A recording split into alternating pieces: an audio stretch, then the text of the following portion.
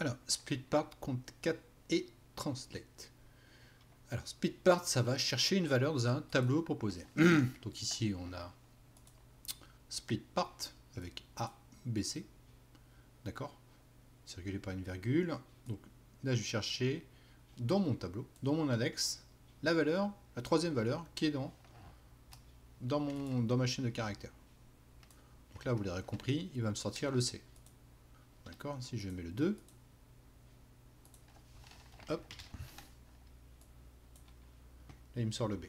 Bon, là ça peut, je pense que vous avez compris, si vous êtes dev, ça peut être extrêmement intéressant lorsque vous allez chercher une position dans un tableau donné.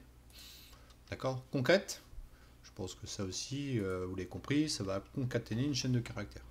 Ici je fais concat, j'ouvre la parenthèse, w,3r ressources.com. Donc là il va me concaténer tout ça, et bien sûr il va me donner W3 ressources. D'accord? Donc là, avec tous ces caractères, il a réussi à me concaténer tout ça. On voit que c'est quand même assez puissant. Hein. D'accord? W3R ressources.com. Ok? Alors, translate, c'est utilisé pour traduire n'importe quel caractère de la chaîne par un caractère qu'on va remplacer. Alors, je vous montre un petit exemple ici. Alors, ici, translate. C'est un peu compliqué. On va pas se leurrer. Alors, translate, ici, j'ai un exemple. Translate, RN, LT, 1, 2, 3. Je pars du T. Le T, ici, ça ne correspond à rien. Alors, quand je donne une chaîne de caractères qui ne correspond à rien, eh ben, c'est complètement effacé. D'accord? Donc, il enlève le caractère. On passe au deuxième. N, donc on recherche, ça correspond au 1. Donc, c'est 1. Donc le T a été effacé, et là on passe au 1. Le A, vous voyez, tout est marqué ici. Hein. Le R, ça correspond à 1.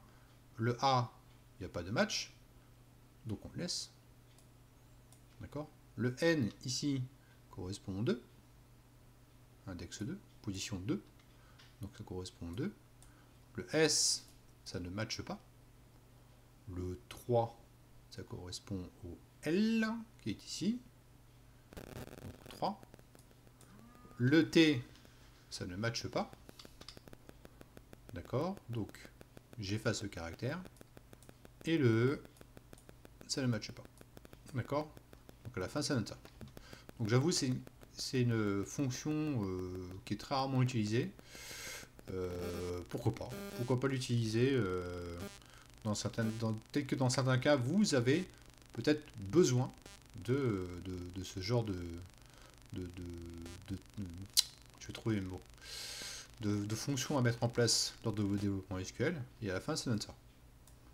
D'accord? Peut-être que dans certains cas, vous avez des chaînes de caractères à changer dynamiquement, et on peut utiliser ce translate.